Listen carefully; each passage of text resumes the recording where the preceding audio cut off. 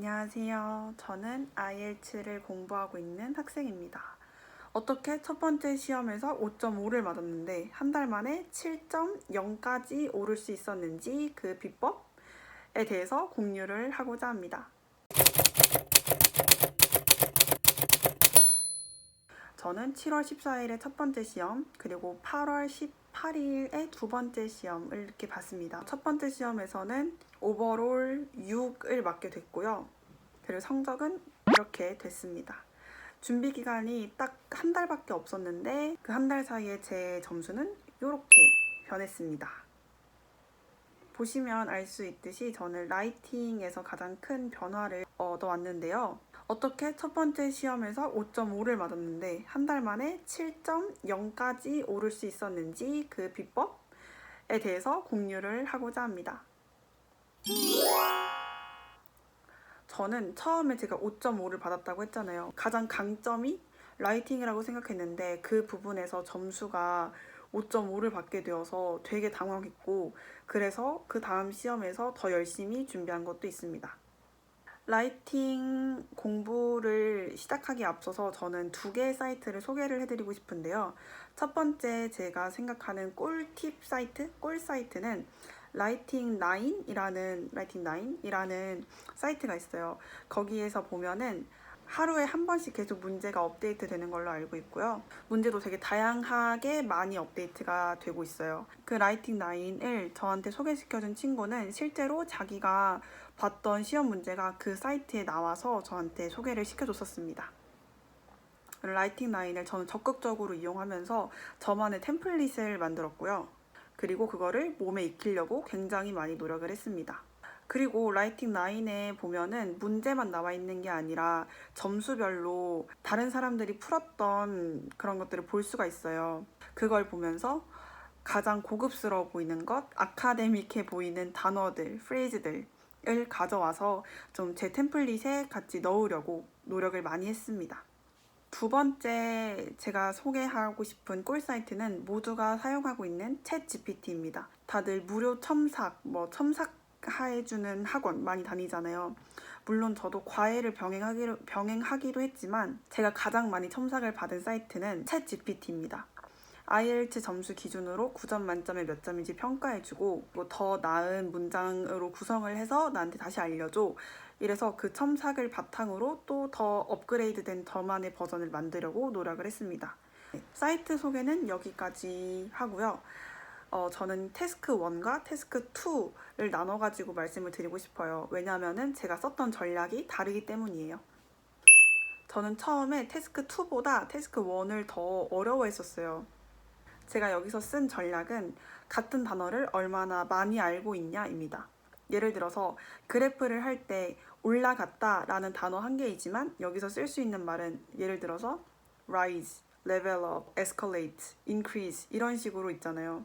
단순하게 이 그래프는 상승했다 라고만 쓰면은 점수를 받기가 어렵잖아요. 그래서 저는 예를 들어서 설명을 해보자면 그 그래프는 더 상승했다, further increased 이런 식으로 further 이렇게 넣어주고, 예를 들어서 leveled up by approximately 5% 이런 식으로 하면은 대략적으로 보기에 한 5%만큼 더 성장한 것처럼 보인다. 이런 식으로 같은 말을 해도 어떤 단어를 붙이고 어떤 식으로 표현을 하냐에 따라서 더 얘가 어휘를 잘 이해하고 있고 이 어휘를 활용할 수 있겠다라고 느끼게 할 수 있기 때문에 한 단어를 알아도 활용을 하는데 되게 집중을 많이 했습니다.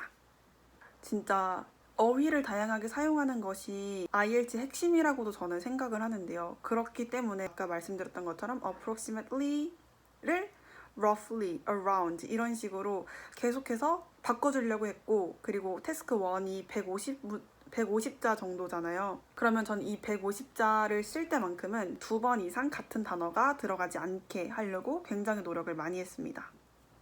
그리고 제가 5.5를 받았을 때랑 7.0을 받았을 때 가장 큰 저희 태도의 차이가 있었는데요.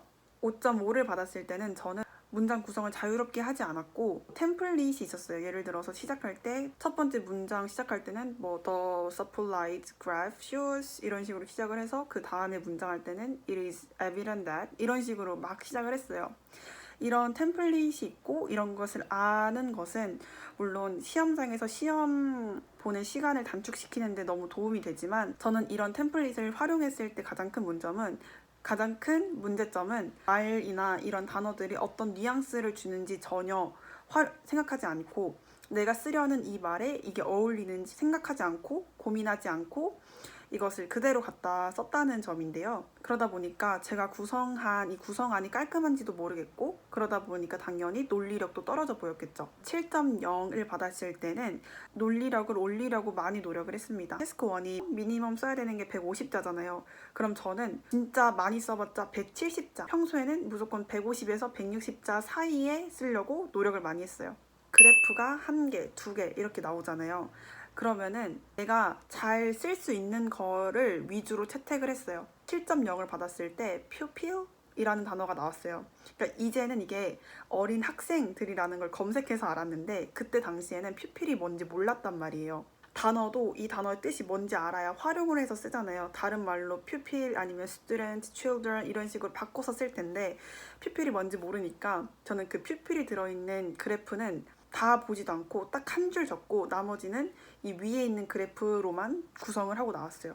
이게 자기가 잘 배운 거를 다 써먹을 수 있어야 되니까 그 그래프를 설명하거나 표를 설명할 때 유연성을 가지고 그 자리에서 어떻게 처리할 것인지 그런 연습을.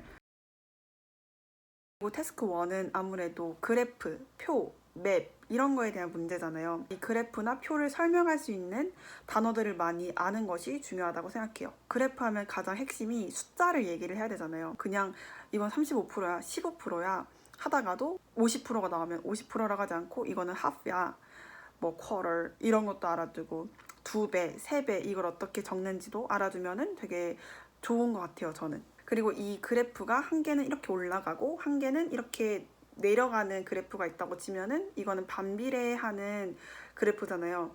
Inverse relationship is observed between 이거랑 이거 이런 식으로 표현을 해주면 더 풍부해 보이고 똑똑해 보이겠죠? 제가 생각하는 태스크 1의 저만의 꿀팁이나 공부법은 여기까지였습니다.